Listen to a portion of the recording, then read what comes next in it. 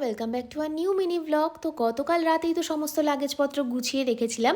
কোথায় যাচ্ছি তোমাদের সাথে তো আগে ছোট্ট ব্লগে একটুখানি শেয়ার করেছি। তো আমরা যাচ্ছি এবার বিশাখাপত্তনম। সকাল সকাল ঘুম থেকে উঠে রেডি হয়ে নিলাম, আর দিনটা ছিল শনিবার। শনিবার দিন সকালবেলা যথারীতি আমরা একটা ক্যাব বুক করে বেরিয়ে পড়লাম হাওড়ার উদ্দেশ্যে। কিন্তু ওই যে কথায় বলে না, মানুষ ভাবে এক আর হয় আর এক, ঠিক আমাদের সাথে হলো সেম কেস। ক্যাব ধরে আমরা স্টেশনে তো পৌঁছে গেছিলাম একদম পারফেক্ট টাইমে। লাঞ্চও প্যাক করে নিয়েছিলাম সাথে। মা বাড়ি থেকে বানিয়ে দিয়েছিল সাদা ভাত, আলুর দম আর তার সাথে ডাল সিদ্ধ। সমস্ত কিছু নিয়ে স্টেশনে তো দাঁড়িয়েছিলাম, কিন্তু হঠাৎ করে শুনলাম খড়গপুরের পর থেকে সমস্ত লাইনে নাকি কাজ চলছে, আর তার জন্য সমস্ত ট্রেন লেট। তো আমাদের ট্রেন, যেটা কিনা আসার কথা ছিল 12:30টায়, সেই মহারাজ এসে পৌঁছালেন দুপুর 2:30টারও পরে। তো যাই হোক, যথারীতি আমাদের প্রত্যেকেরই ধৈর্যের বাঁধ ভেঙে যায়। আমরা আর ওয়েট করতে না পেরে লাঞ্চটা স্টেশনেই কোনো রকম বসে কমপ্লিট করি।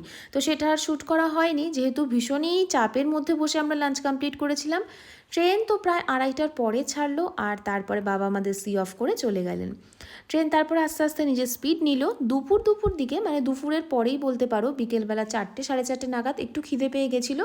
তাই নিয়ে নিয়েছিলাম দুটো চা। আমি নিয়েছিলাম একটা জিঞ্জার টি, আর মনোজিৎ নিয়েছিল ব্ল্যাক টি। আমার জিঞ্জার টিটার প্রাইস নিয়েছিল 20 রুপিস, আর মনোজিতের ব্ল্যাক টিটা নিয়েছিল 10 রুপিস। বাইরের এই বিকেলের চমৎকার দৃশ্য দেখতে দেখতে আমরা নিয়ে নিয়েছিলাম একটা চিকেন পাকোড়া, যেটা নিয়েছিল 50 রুপিস, আর খেতেও বেশ অ্যাভারেজ ছিল।